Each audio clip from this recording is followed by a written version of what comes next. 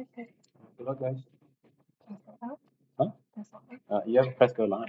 Oh wait, we did. We did. Yeah. Oh, maybe it's just loading.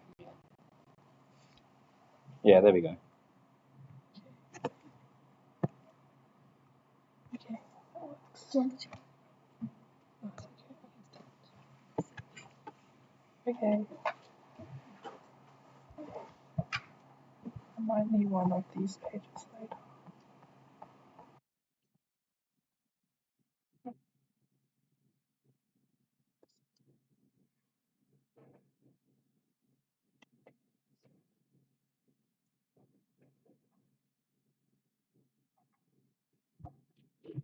Okay, so we want to make a start.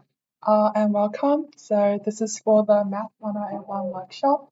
And then so essentially before we begin, there's just a quick announcement. So MathSoc is holding this camp. And then this year it's like the Forbidden Games camp. And I think tickets were released, or it has been released from like the 21st of April.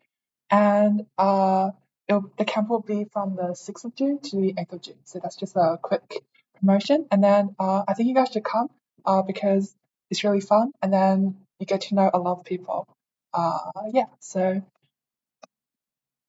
then for today, we'll just be going through basically revision of some of the content and also some of the questions. So some of the questions are taken from like past exams, and then the content will just be like a revision of all the content throughout the course. So basically, there's like 5 topics that we'll do. So the first one, sets and functions, I'll be doing it, and then the second one is on like number theory basically, and then Neha will be doing it. And then the topics 3 to 5, we'll do it this afternoon. And I think the session is from 3 to 5. Is that okay? Yeah, okay. Yeah, so the first topic, sets and functions. So we'll review some basic set theory. So essentially, the first idea is about power sets. Wait, sorry. Yeah, so power set. So if we have a set X, the power set we denote it using P of X. It's just basically all the set of all the subset of the set X. So for example, we have the set X that contains the elements A and B. The power set will just be all the subsets of X, which is just the empty set, and then the set only containing A, the set only containing B, and of course the set that's equal to basically that's the same as set X, which is just the set containing elements A and B.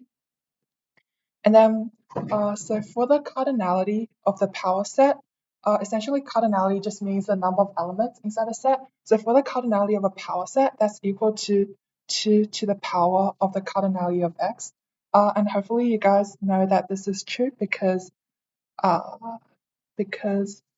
like, say you have a set X that contains like a number of elements, right? So let's say we have n elements in the set X, and then n would just be equal to the cardinality of the set X, right? So essentially, to form like to form a subset of X, like each of the elements can either be in the set or not in the set, right? So essentially here, the first element can be in the set or not in the set. Wait. So there's like 2 choices. And similarly, the second one, the second element can be in the set or not in the set. So that's also 2 choices. And then the pattern continues. So for each element, either in the set or not in the set. So the total number of subsets that we can form would just be 2 to the power of n, which is just equal to 2 to the power of the cardinality of x. Does that make sense? Yeah, okay. So, and then we move on to the idea of Cartesian products. So essentially this time we have 2 sets, A and B, and then the Cartesian product, just denoted by A times B or A cross B, is basically the set of all ordered pairs A, B, such that the small a is in the set A, and then the element, or lowercase b, is inside the set B. So as we can use an example to illustrate this. So if we have the set X that contains the elements A and B, and the set Y that contains elements 1 and 2, then the Cartesian product would just be the set containing all the ordered pairs. So we can choose like A inside set X and 1 inside set Y. And then similarly, we can do like A inside set X, 2 inside set Y. And then in total, we get like four ordered pairs. And then that will be the Cartesian product of X and Y, X times Y. So essentially, the cardinality of a Cartesian product would just be equal to the cardinality of the set X times the cardinality of the set Y. And then that's because essentially to form an ordered pair, we have to choose one element inside the set X, right? And then the number of ways that we can do this will be the cardinality of X. And then to choose an element inside the set Y to get that ordered pair, there's like the cardinality of Y choices, right? So in total, the cardinality of the Cartesian product would just be equal to the cardinality of X times by the cardinality of Y. Does that make sense? Okay. If that's fine, then we'll move on to like a question. So essentially here we have two sets. So the first set, set A, so that contains all the elements in the form of x squared plus 3, where x is an integer from -2 to 2. And then the set B would just be, well, it contains the elements 4, 5, 6, 7, 8, and 9. And then part A asks us to find the power set of B minus A, and then we want to find the number of elements inside that. So firstly, it makes sense to first find the set B minus A. So the set B minus A would just be would just contain the elements that are in B but not in A, right? So essentially in B we have 4, 5, 6, 7, 8, and 9, and then we just need to find what elements are in A, right? And then in this case, because we know that x squared plus 3 is like symmetrical in the y-axis, so we know that the elements in A we can just sub in when x is equal to 0, 1, and 2, and then that should give us all the elements inside it, right? So when x is equal to 0, we have like 0 plus 3, so that's 3. And then when x is equal to 1, we have 4. And then when x is equal to 2, we have 7. So basically the set A will contain the elements 3, 4, and 7, right? And the set B is already given. Okay, so we'll find the elements that are in B but not in A. So that would just be like 5 is good, 6 is good, 8 is good, and 9 is good, right? So essentially we know that the set B minus A would just be the set 5, 6, 5, 6, A, and 9. Wait, sorry, this pen is a bit... yeah, so set B minus A contains these 4 elements, and then to find the number of elements inside the power set of B minus A, we can just do 2 to the power of the cardinality of B minus A from the formula we introduced before, right? So we can just do 2 to the power of, okay, so the cardinality of B minus A would just be equal to 4 because like there's 4 elements inside the set B minus A, right? So that's just gonna be 16, and then we'll get our answer, right? Does that make sense? Okay, so I'll just move on to the next slide. Yeah, so that's our answer. Yeah, and then now for part B. This time it's a bit different. We want to find so the cardinality of the power set of A minus the power set of B. So basically we can have a think. So firstly we can think about how many subsets are there for A, right?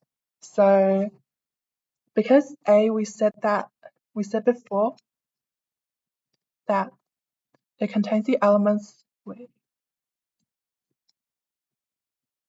3, 4, and 7. So essentially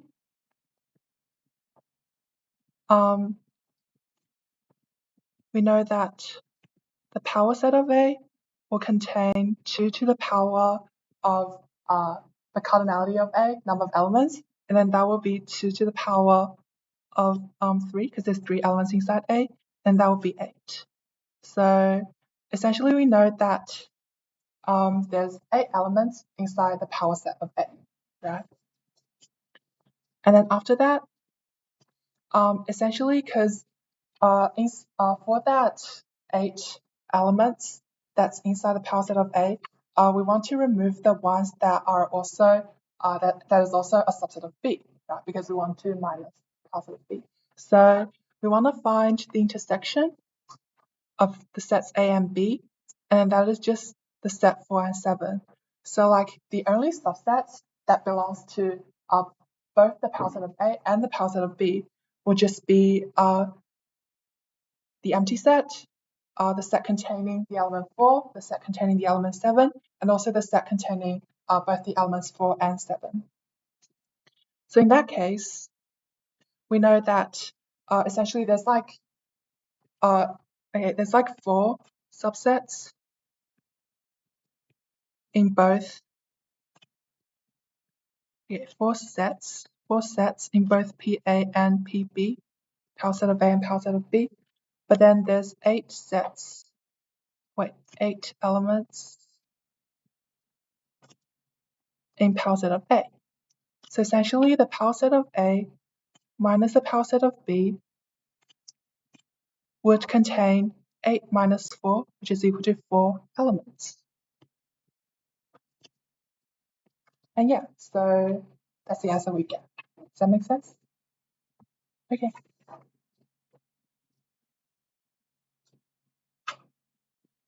Okay, so for part C, this time we want to find the cardinality of the power set of the Cartesian product of A and B.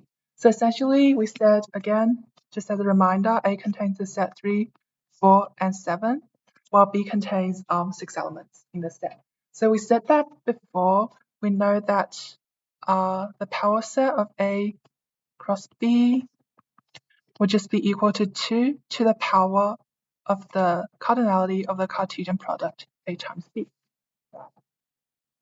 And then from before, we know that the cardinality of this Cartesian product would just be equal to the cardinality of A times by the cardinality of B.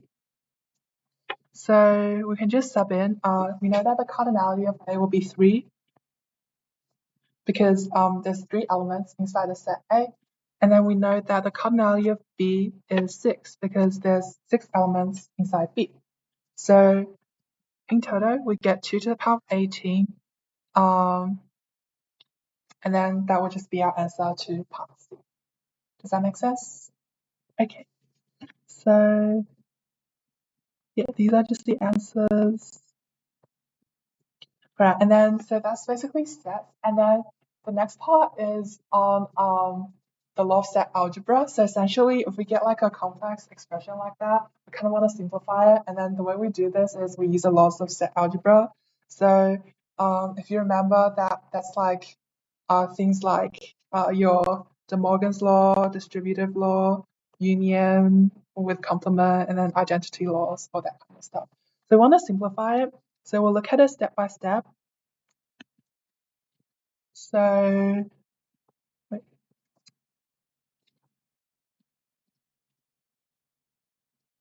yeah, firstly, we can simplify the most inner bracket first. So we know that A union B, if we take the complement of all that from De Morgan's law, basically that's just going to be equal to A complement intercept B complement. So it's like we take the complement of each of A and B, and then we flip the union to an intersection.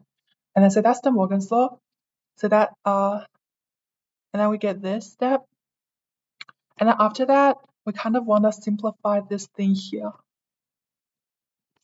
Like this point, this expression.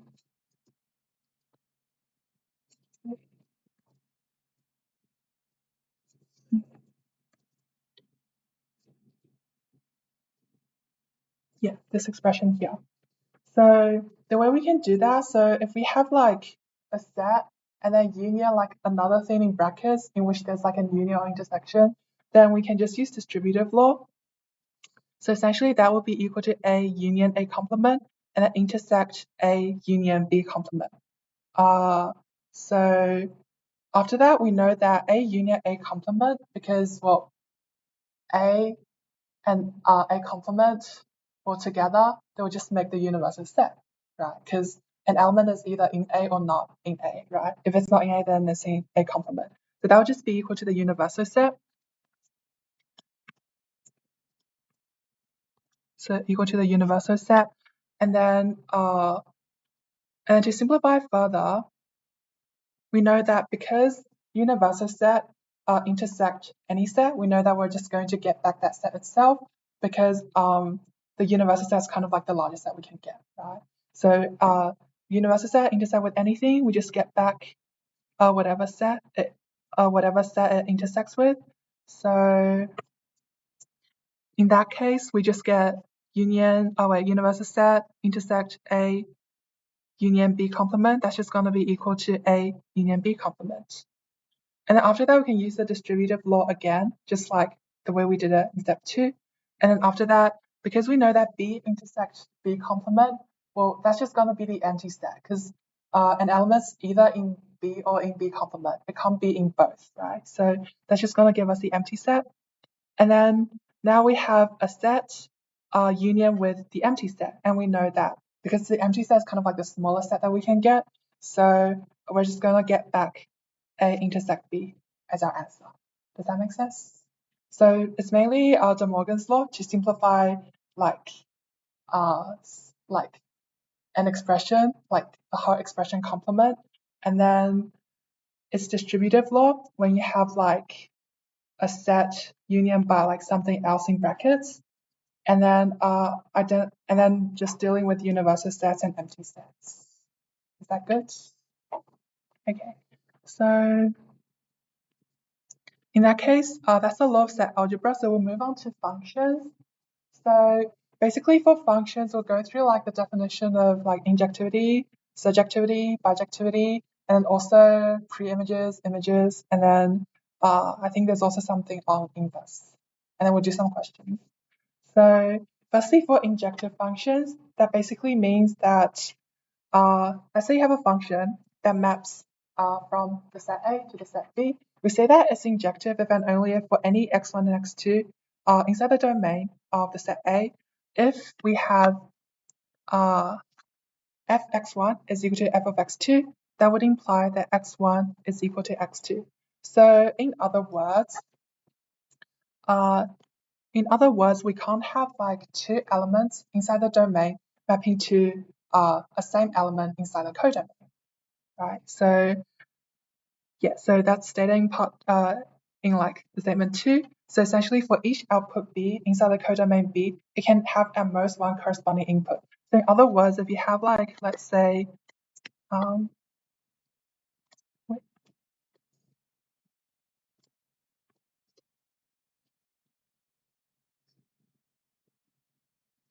so if you have, this is A,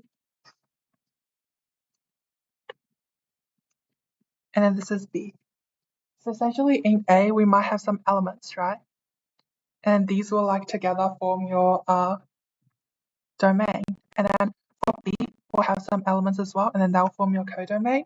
And then essentially, if like the function is injective, that means that for each dot inside the codomain, we can have like at most one arrow pointing to it.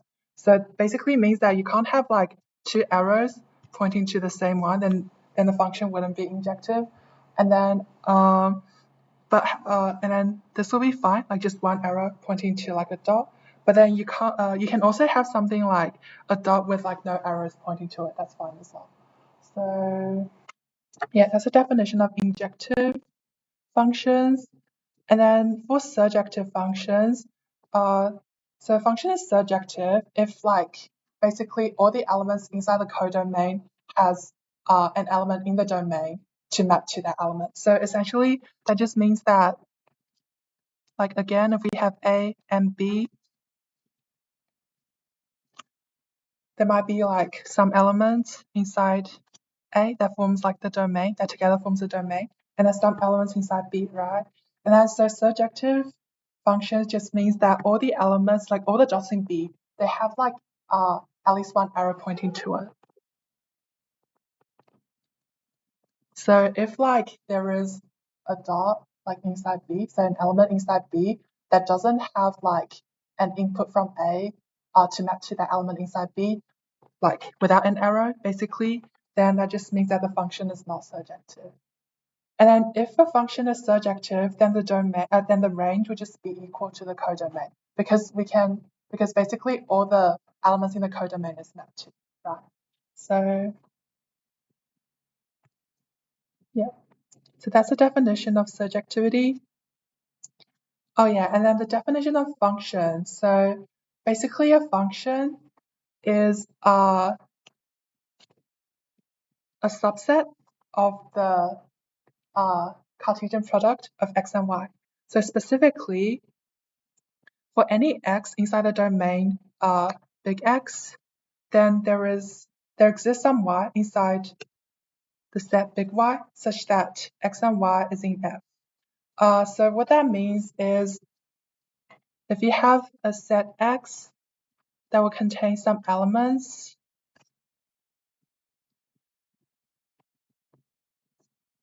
for like F to be a function, that means that for each dot in X, there has to be arrow like going out of it. So wait.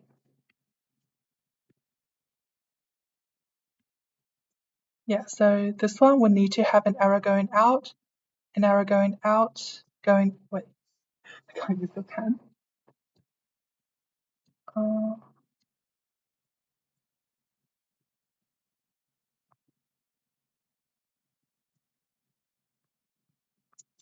Yeah, so basically each dot in X needs to have a line going out, an arrow going out of it. And then also for like F to be a function, basically that just means that if we have xy1 and xy2, that implies that y1 is equal to y2. So essentially that means that you can't have more than one arrow going out of a dot in X. So it can only be one and only one arrow going out of it. Does that make sense? Okay. Yeah, so then there's the idea of like images. So basically the idea is for images, it's still a function mapping from the set X to the set Y. And then now we take like the subset of X. Let's say the subset is S. Then the image of S, denoted by like F of big S, is just set up all the output values attained by mapping all the input values in S under F. So what that means is like you take a subset S of X, and then that will contain some elements, right? And then basically you just find like, you just sub all the elements inside the function and then find all the outputs that you can get. And instead of all the output that you can get from like the inputs, which are elements belonging to the subset S, would just be the image of S under F. Then we also have the idea of pre-images, and then essentially for pre-images, it just means that it's, now you look at a subset of Y.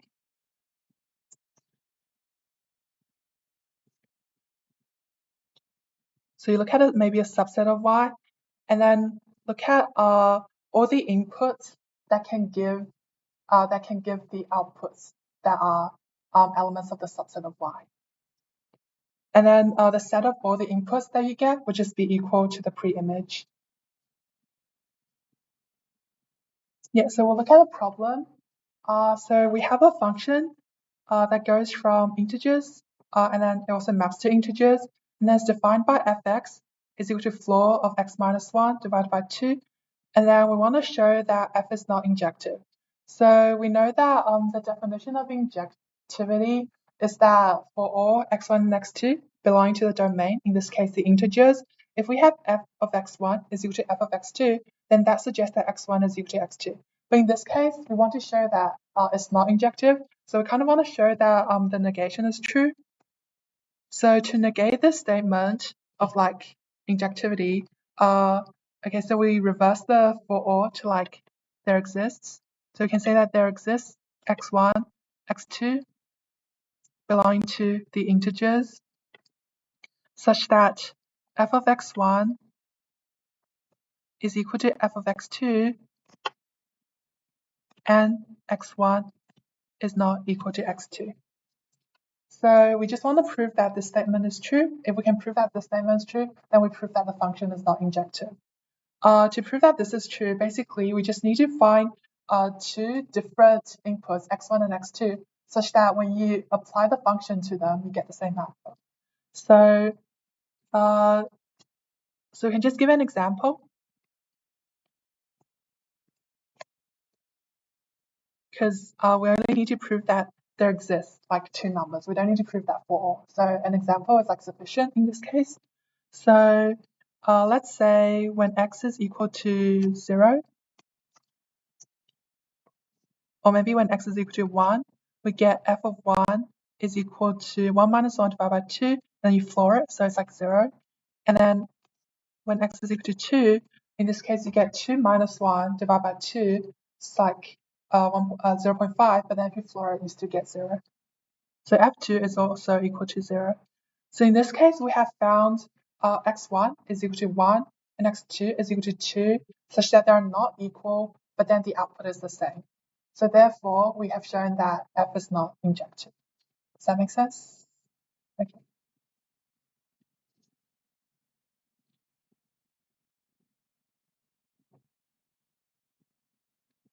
Yep. Yes. Okay. So now we move on to another problem. So in this case, we have the set Sn, and then that's defined by that expression shown there.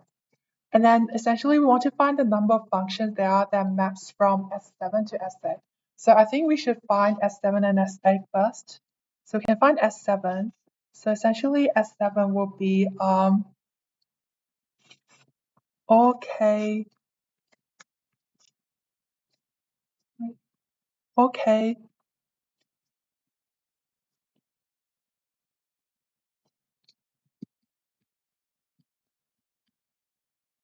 OK belonging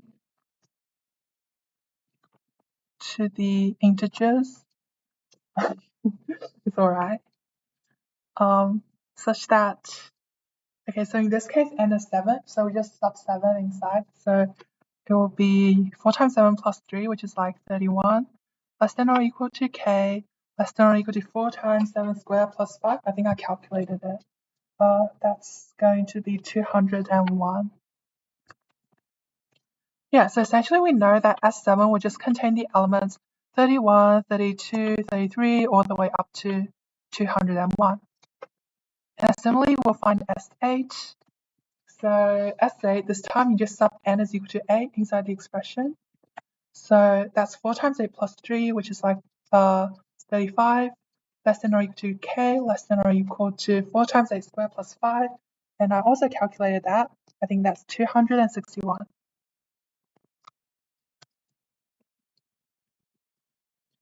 All right, so essentially we know that S8 will just contain the elements 35, 36, all the way to 261.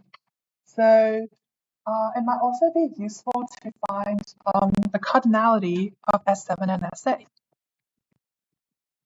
So S7 will contain 201 minus 31 plus 1 elements, and then that's 171 elements. So what about SA? So SA contains 261 minus 35 plus 1, and I think that's 227 elements.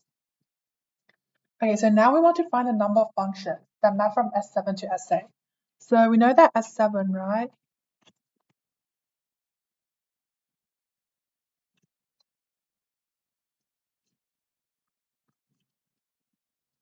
It has 171 elements, so 171 dots in this case, if we're using the diagram. And then S8 has 227 elements.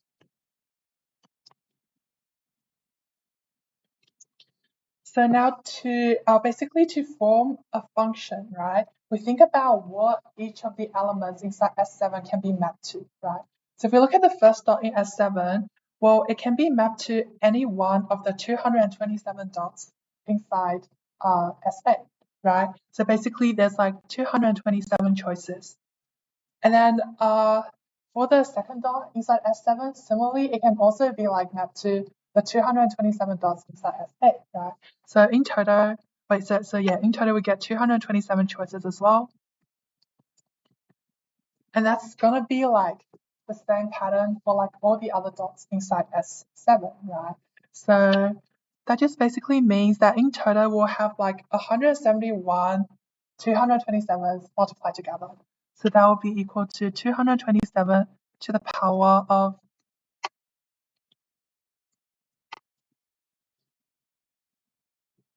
171.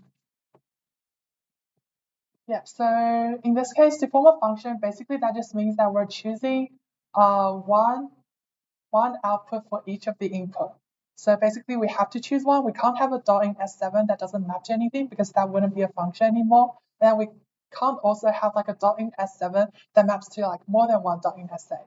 So yeah, so basically each dot in S7 maps to one and only one dot in S8. And then that will just form our function. So that's part A. And moving on to the next part, this time we want to find the number of injective functions from S7 to S8. We'll still need the sizes of the sets S7 and S8, so I'll just copy them down. So the cardinality of S7 is equal to 171 from previous part. And the cardinality of S8 is equal to 227 also from the previous part. Okay, so we still have S7 and S8. So this time in S7, we still have 171 dots. In S8, we have 227 dots. So each dot is just an element, basically. And then for S7, we consider how many dots, how many different choices like can the first dot in S7 be mapped to, right? So essentially this first dot, like the first element, it can be mapped to like any one of the elements inside S8, right? So that would just be equal to 227 choices. But now we look at the second dot here. Basically, for this function to be injective, like let's say the first dot mapped to like this element here, then the second dot cannot be mapped to the same element because otherwise we'll get like two inputs that map to the same output and then the function will no longer be injective, right? So it can be mapped to like any other dot that's not the first dot inside SA. So in this case, we have like 226 choices. And then if we consider the third dot, right, it just can't be mapped to like whichever like elements the first and second dot is like mapped to, right? So that would be like 225, and then all the way up to like the last dot, right? So the last dot, how many choices would it have? Well, this is the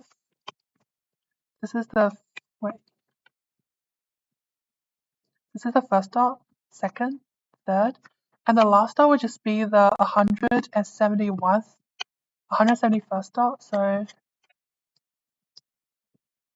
that would be equal to 227 minus 170, right? It's minus 170 because for the first dot it's 227 minus 0, second one is 227 minus 1. So like it's always like one less than the position of the dot. So like to simplify this, that would just be equal to if you commute 227 and 171. So yeah, that's the second part. Is that okay? Okay. Yeah, and then for the last part, we want to find the number of surjective functions there are from S7 to S8. And then in this case, we know that our S7, right, it contains 171 elements, but S8 contains 227 elements. For a function to be surjective, we know that we need like all of the dots all of the elements inside S8 to have at least one input from S7, right? But we can never have that because there's only 171 elements inside S7. So we can never have like all of the elements inside S8 mapped to, right? So therefore, we can't have like any surjective functions that maps from S7 to S8. Is that clear? Okay. Okay, we'll move on to inverse functions. So to introduce inverse functions, we need to introduce the idea of bijectivity. So a function is bijective if it's both injective and surjective. And then a function will have an inverse if and only if it is bijective. So essentially that means if a function has an inverse, then it must be bijective. And then works the other way around as well. So if a function is bijective, then it will definitely have an inverse.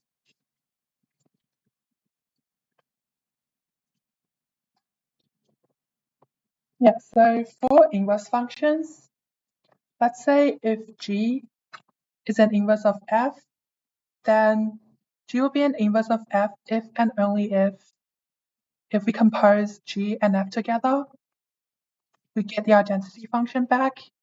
And if we compose f and g together, we also get the identity function back. So in other words, g and f will be inverses of each other if g of f of x gives us x back, and if f of g of x also gives us x back. So that's the definition of inverse. And essentially, the idea is if you apply like f and then its inverse, then you get back to the original. And then similarly, if you apply g first and then f, then you still get back to the original. Okay, so for this question, we want to prove that if f of c is equal to c, then the function and its inverse are equal to each other. So I guess firstly, maybe not as a rigorous proof, but then just as like, just thinking about it, f of c is equal to c is just basically this line here, the line y is equal to x.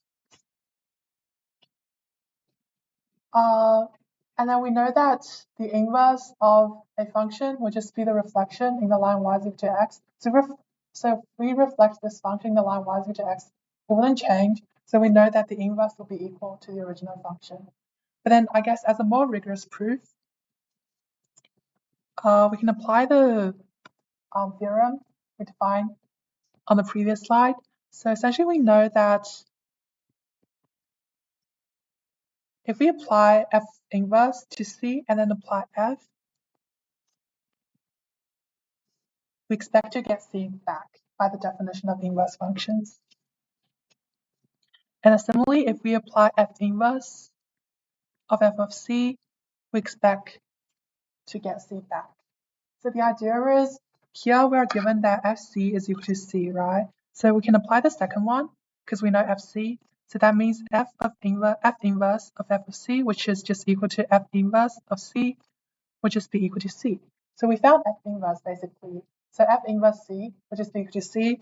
And then because we know that f of c is also equal to c, we know that they're all equal. So we know that f of inverse of c would just be equal to f of c. Yeah, so that's part A. Does that make sense? Okay. All right, so moving on to part B. This time we want to find a counterexample to disprove this statement, which states that if the function and the inverse are equal to each other, then f of c is equal to c. So essentially we're kind of wanting to prove that f of c is equal to c is not the only function such that the inverse is equal to itself. So the idea is we're trying to find a counterexample, and then we can, I guess, visualize this by a graph first. So essentially, we want to find another function that's not f of c is equal to c, such that when we reflect the function in the line y is equal to x, we get back the original, right? So I guess an obvious example would be y is equal to minus x.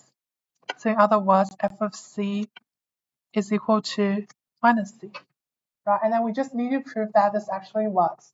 And then if this works, then we have a counterexample, then we have disproven that statement. So we can do a similar method, similar to part A. So we can find f of inverse of c when fc is equal to minus c. So here f of inverse of c will be equal to c, and then f of f inverse of c will be equal to c. So in other words, from the first expression, we can get f of inverse of minus c is equal to c. And then I guess the thing that we really want is like f of inverse of c, right, rather than f of inverse of minus c. We just make a substitution here. So maybe let minus c be equal to u, then we have f of inverse of u is equal to like minus u, right? So in other words, f of minus 1 of c will be equal to minus c. Right, so in other words, we have proven that f of c is equal to minus c, and then f inverse of c is also equal to minus c. So we have proven that f of c is equal to f of inverse of minus c. But obviously, f of c is equal to minus c and not c, so we have disproven that statement. Does that make sense? Okay. Yep, so that's part B. And this is just going to be the last example of this part. So this time, I think this is a past exam question, but yeah, we'll have a look at it. So this time we have a function f with the domain 1 to infinity, and then the codomain is just the real numbers. And then we have another function g which maps from the real numbers to the real numbers. And then we're given the functions themselves. So we have f of x that's equal to the natural log of e of x for all x in the domain, of course. And then we also have a function g which maps y to e to the power of y minus 1 for all y inside the domain real numbers. Yeah, so for part A, we want to find the domain and the codomain of g composed with f.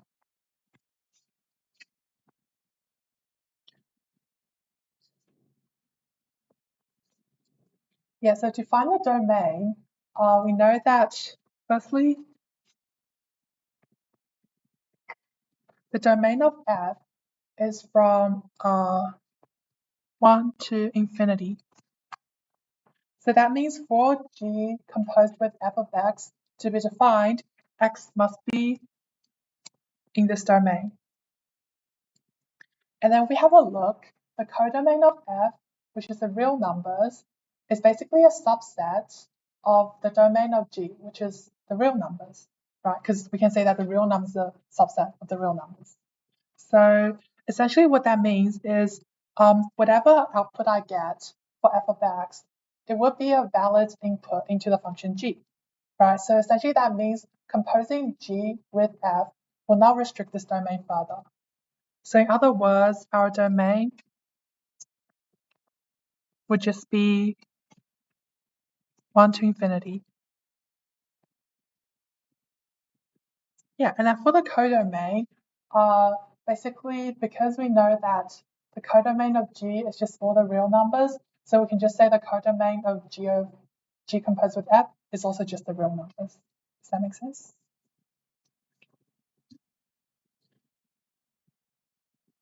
Yeah, and for part B, we want to prove that g composed with f is the identity map. So in other words, we want to prove that g of f of x gives us x back. So the way we can do this is we can simplify the expression here. So f of x is given is equal to the natural log of ex. And then we sub natural log of e times x into the definition of the function g. So we get e to the power of ln ex minus 1. And then to simplify this expression, we kind of just need to prove that this is equal to x, right? So we kind of just need to like manipulate the algebra to show that it's actually equal to x. So we can do this by firstly using index laws.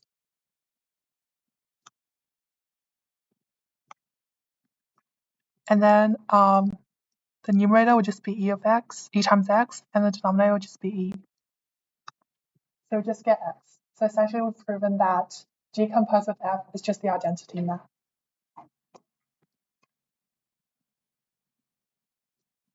Yeah, and then, yeah, so that's part B. And then for part C, we want to prove whether, we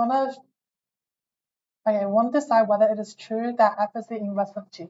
So we've said before that for F to be the inverse of G, we not only need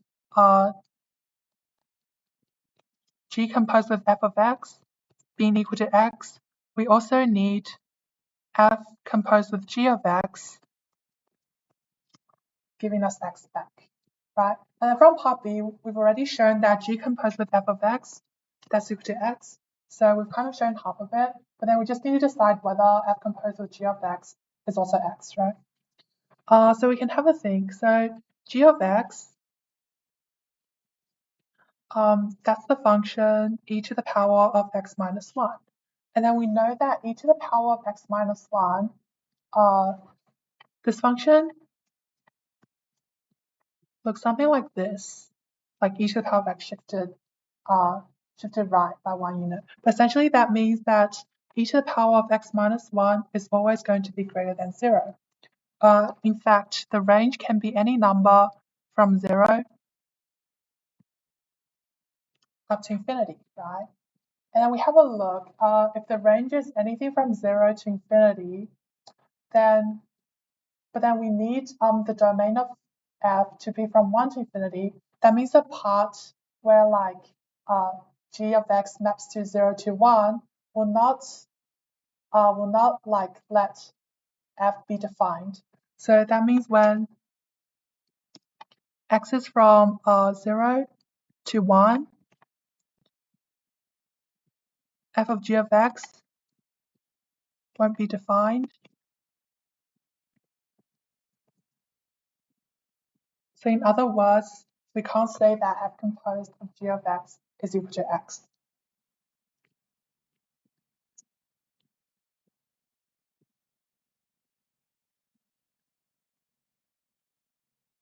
Yeah, so we have the answer there. Okay, I think that's all for my part. So I think Neha will take the second part. And yeah.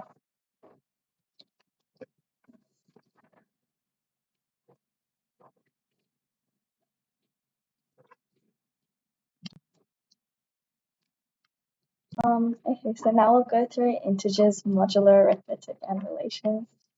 So the first question is, given that 307 is prime, find 303 to the power of 306 mod 307.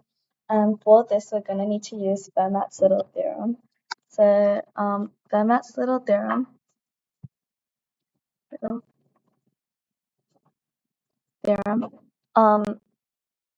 states that a to the power of p minus 1 is congruent to 1 mod p.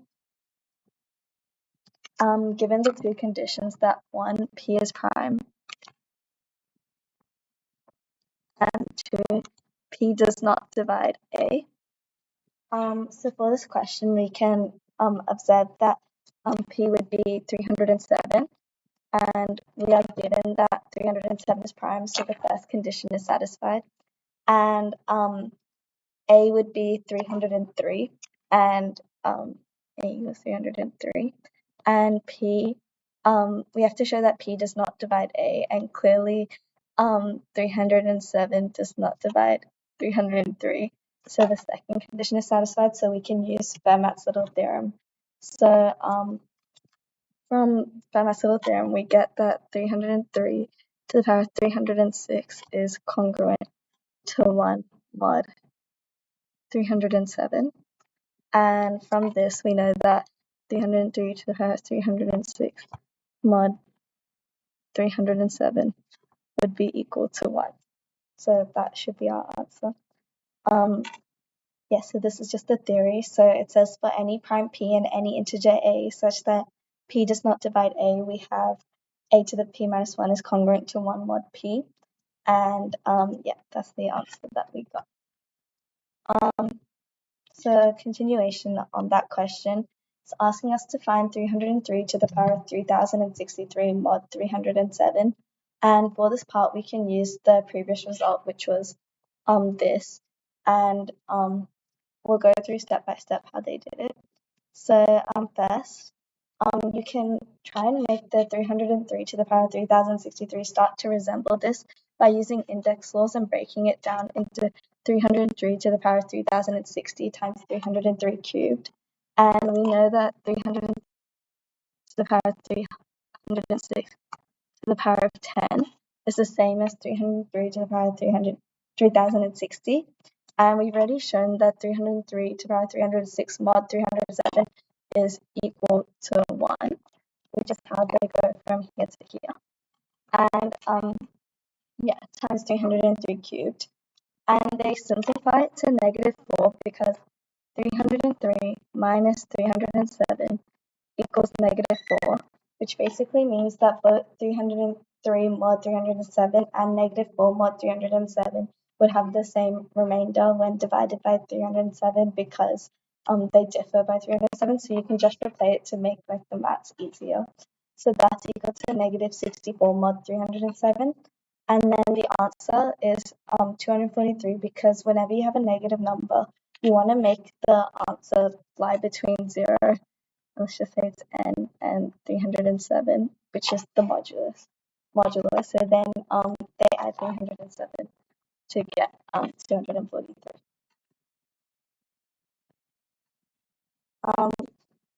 The next question is saying that Matthew is trying to solve a modular congruence. 36x is congruent to 100 mod 208. Matthew writes the solution as an integer x with respect to the smallest possible modulus k, and x is congruent to what mod k. So first we need to apply the Euclidean algorithm to find the GCD. And basically what the Euclidean algorithm does is it helps you find the greatest common divisor by looking at the last non-zero remainder. So that would be this one, and that would be your GCD. And how the Euclidean algorithm works is that it's basically like a fancy way of doing long division where you write 208 as the dividend and then 5 as the divisor and 36 as the quotient, and you get a remainder, and you keep shifting them left until you eventually get a remainder of 0, and the last non-zero remainder would be the greatest common divisor. Okay. And now it's saying that we need to rearrange the equation that we were given in the question to make it like into a more palatable format. So that we know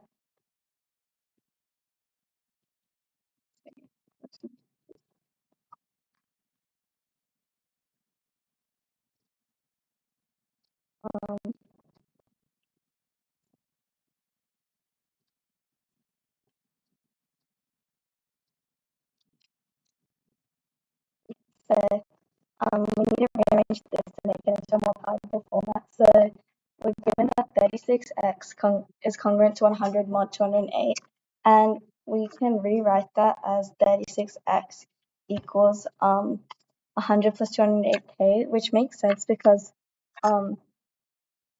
the first equation is basically saying that when you divide 36x by 208, it would leave a remainder of 100.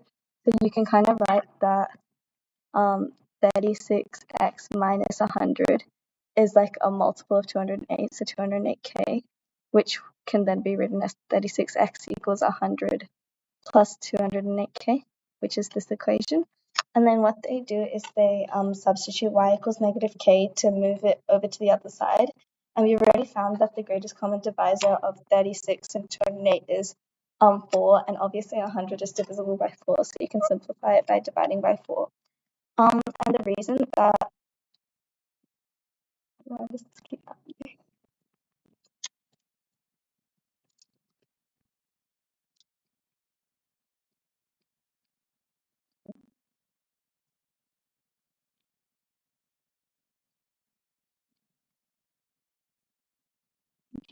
And the reason that we try to write it in terms of x and y is because of Verzut's identity, which says that if the GCD of a and b is d, then there exist integers x and y such that ax plus by equals d. And basically what this tells us is it allows us to know whether an integer solution exists.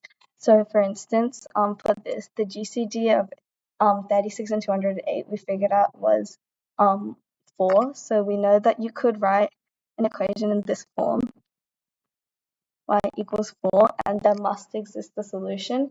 And then obviously our equation is making it equal to 100, not 4, but you can obviously just times everything by 25 to find another solution. So that's why this identity is useful. And then this is the Euclidean algorithm that we found before, and then this just divides it by 4 to like make it into smaller numbers, which is just easier to use. Now we have to apply the reverse Euclidean algorithm.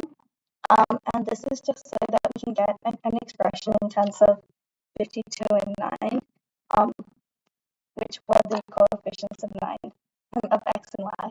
So to do this, you write equations which equate like the rest of the equation to the remainder. So you'd have 1 equals 7 minus 3 times 2 from this equation. And then from this one, you'd have 2 equals 9 minus 1 times 7. And you can substitute this into the original equation, so you get this minus 1 times 7, and you keep expanding it without like solving for what the multiplications are, so that eventually you'll get an equation just only in terms of 52 and 9. So if we kept on going, we would get 1 equals 4 times 52 minus 23 times 9. That's 52 minus 23 times 9. But we know from before we needed it to get to 9x plus 52y equals 25. 9x plus 52y equals 25, but this equals 1, so we have to multiply the whole thing by 25 to get it into the format that we need. So that would be this equation over here. And because we need to find the x value, we have to evaluate negative 575 mod 52, which was just negative 23 times 25 mod 52, which equals 575 mod 52. And by adding like factors of 52, you can get it up to 49 mod 52, because we want the number to be between 0 and the modulus of between 0 and 52. And the second part of this question is asking us to write the solutions as a set of integers with respect to the original modulus 208. And it's saying that we should check the solubility of the congruence. So if the GCD of A and B does not divide C, then there are no solutions. And if the GCD of A and B divides C, then there are GCD AB solutions. So with the original modulo of 208, we know that the GCD of A and B, which would be 36 and 208, CD 36, 208 equals 4. So therefore we should have 4 solutions. But for the thing we just calculated, it was for mod 52, so we didn't have one solution. So we need to shift these solutions. So this is saying that we can obtain the set of solutions by repeatedly adding m on d, where m is the modular and d is the GCD. So what this does is we get this as our set of solutions by adding 49 plus 208 on 4 repeatedly. So until we get 4 solutions that lie between 0 and 208. So that's how we get our 4 solutions. Okay. This next question is saying that given that 1367 is prime and that 67 squared congruent 308 mod 1367, the aim is to find a solution of this congruence. But this question tells us what to let x equal, which is this. And it then says then x squared congruent 388 mod 1367 squared if and only if AT is congruent to B mod 1367. So this question looks quite complicated, but all we have to do is to find the values of A and B, we have to substitute this into here. So we'll go through what they did step by step. So we're given that let x equal this, and so we can just substitute that into x squared, which is what they've done here. And now we just have to expand that, right? And from this step to this step, what we do is we expand. And we also subtracted 388 from each side just so that we can simplify it. So that's how the negative 388 comes here, and that turns into 0. And then for this step, we divide each term by 1367 because it's mod 1367. So yeah. And then for this step, obviously 1367 t squared is divisible by 1367, so we can just eliminate it when you mod it to 1367, and yeah, the negative 3 is moved back to the other side, so 136 removed. And so then we get our values of A and B in the format that they wanted. So we wanted this form, and A would be equal to 134, and B is equal to negative 3.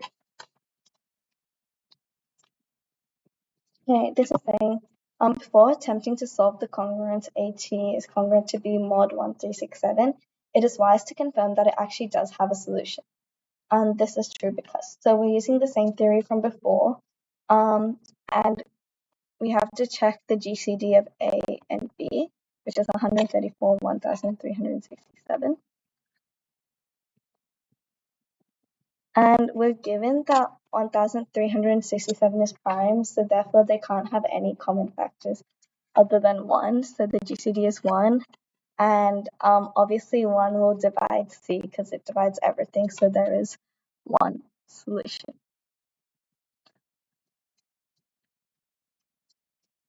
Yeah, and this is saying that A and 1367 are relatively prime, so there'll be one solution. And to solve this, we use the same Euclidean algorithm that we used before, so 1367 equals 10 times 134, and you keep shifting these left until you get a remainder of 0.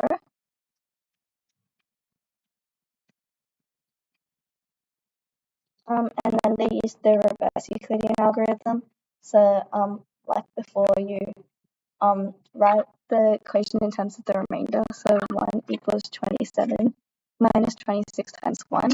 And then you substitute the second equation in. So this would be 26 equals 134 minus 4 times 27. Yeah, and then you get this 134 minus 4 times 27, and you can keep on going until you eventually get this equation at the bottom. So you get 1 equals 5 times 1367 minus 51 times 134, and then the t-value that we wanted would be this. So you can times this by both sides of the initial congruence to get t equals negative 5 times negative 3 mod 1367, which equals to 153. Yeah, and then the next part is telling us to find one solution of the congruence x squared is congruent to 388 mod 1367 squared. And we're given at the beginning to let x equals this, and we solve for t, so we can just substitute it in to find a solution. So that would just be 209,280. Next, we'll go through properties of relations. So let R be a relation on the set A. So a relation is reflexive if all elements on R relate to themselves. So if you think of it like an arrow diagram, that would be all things like pointing towards themselves. It's symmetric if related elements relate both ways. So that would be like whenever you have an arrow, it would go both ways. And then an antisymmetric is elements only relate both ways with themselves. So that's just basically the opposite of symmetric, so you don't have any of these double-sided arrows. And then it's transitive if when x relates to y and y relates to z, then x relates to z. So if it was, let's say this was x, y, z, if you had x relates to y and y relates to z, then there must also exist an arrow this way. And an equivalence relation is reflexive, symmetric, and transitive, and a partial order is reflexive, antisymmetric, and transitive. Okay, so given this question, the relation on the set of real numbers by x relates to y, if and only if f of x equals f of y, where f of x equals x cubed minus 36x minus 79. So we're first asked to prove whether this relation is an equivalence relation. So to prove it is an equivalence relation, we must prove that it's reflexive, symmetric, and transitive. So all three of these. So yeah, it's clearly reflexive because if you consider the case where f of x equals f of x, then x relates to x, and therefore it's reflexive for all elements of x. And then due to the equality, this relation is also clearly symmetric because whenever you have for x to relate to y, you have f of x equals f of y, and then y to relate to x, you have f of y equals f of x. So then it's clearly symmetric because it relates both ways. And then the same thing is true for transitivity. It's just with three things. So due to the equality, we're also able to show that it's transitive because if x relates to y and y relates to z, then f of x equals f of y, and f of y equals f of z, which means that f of x equals f of z because they both are equal to f of y. And thus, x would relate to z, and therefore it's transitive. So because we proved that it's reflexive, symmetric, and transitive, it must be an equivalence relation. Yeah, therefore it is an equivalence relation. And then this part's asking us to find the equivalence class of 0 with respect to the relation. So the equivalence class of an element x is denoted by square brackets x with respect to an equivalence relation R on a set S is the set of elements in S which are equivalent to x under R. So basically for this question, we need to find all the solutions that will give us the same output that f of 0 would give. So note that f of 0 equals negative 79, and we have to just solve the cubic to see when f of x equals negative 79. So you just equate it, and then you have like a simple cubic to solve. So you factorize it to get this, and x would equal negative 6, 6, and 0, and therefore the equivalence class is this. And then the part C is asking, does there exist an element x such that the equivalence class of x has two elements? So for this question, it's like easy to consider the graph. So if you consider the graph of a normal cubic, you get like something like this. And usually there's either one or like three solutions. But if you consider the turning points, so like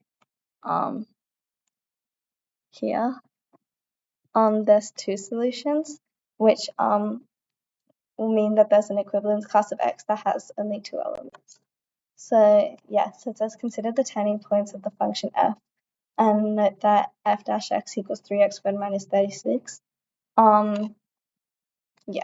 At this point, a horizontal line only cuts the graph of y equals f of x twice, hence the equivalence class of this x value only contains two elements. So okay.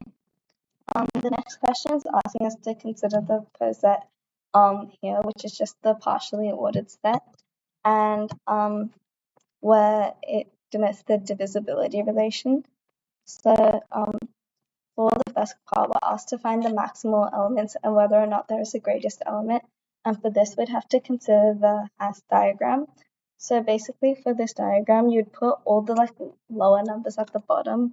So like 7, 19, 133, 361, 37, 2527, 305, 8303. Yeah. And you draw lines between each number that's a factor of the number above. And yeah, so 133 is a multiple of 7, and so is this.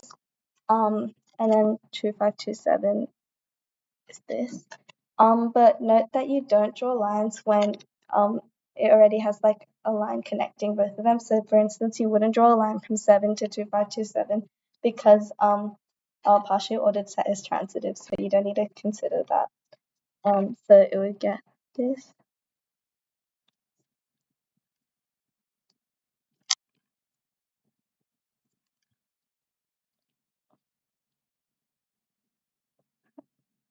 And that. And so it's asking us to find the maximal elements and whether or not there is a greatest element. So the maximum elements are all the elements that don't have lines drawn above it. So clearly that'd be 2527, 3059, and 8303, which would be the answer to the maximal elements. So 2527, 3059, and 8303. And it's saying to find whether or not there is a greatest element. And a greatest element would just be if all the elements below were less than or equal to it. And clearly we don't have one like that. But it would just be like if all elements connect to it from below. But here we have 3 maximal elements, so there cannot exist a greatest element. So no greatest element. So yeah, it's saying yeah, so there's no greatest element. Now we have to figure out if there are any minimal elements and what they are. So we can look back at the same diagram and you know that it's just the opposite of the greatest element. So it'd just be 7 and 19 because there's no line below them. So that's just the answer for the minimal elements. So it's just 7 and 19. This part's asking us to find all the upper bounds of 19 and 7. So if we look at the same diagram, upper bound would just be a number that connects to both the numbers. So if we look at this diagram, only 133, say 133 connects to both of them, and as a result, any numbers that 133 connects to would also be a multiple of both of them. So that'd be 30959 and 2527. So the upper bounds of these two numbers would just be 133, 2527, and 305. So if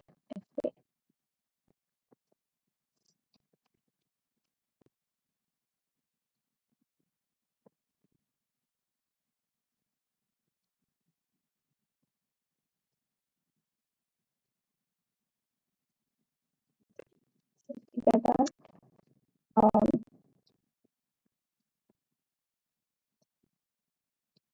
so it would just be 133, 2527, and 3059.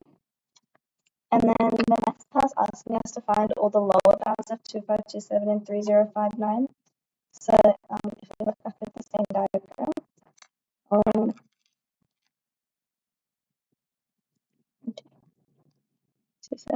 so it's just the opposite of what it was before. So anything that connects to both of them downwards.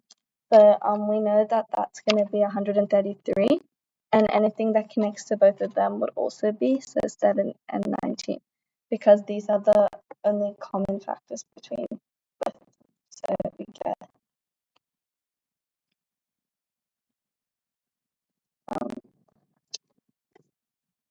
133, 7, and 19. So that's how you find the lower bounds of the and I think that's it.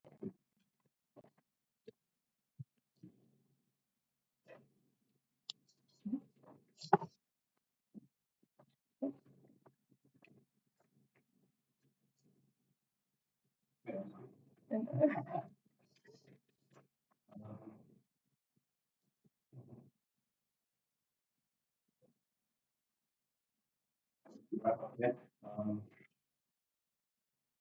So that's it for the first part of the seminar, which was set theory and number theory. And the next part will be in the afternoon from 3 to 5.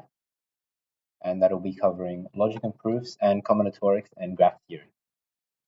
All right, we did end a bit early, but hope you enjoyed nonetheless. And yeah, if you have any questions, feel free to pop them in the chat of the live streams or in the comments, or just send a message to the MathSoc Instagram page or on the Discord. All right, thanks everyone.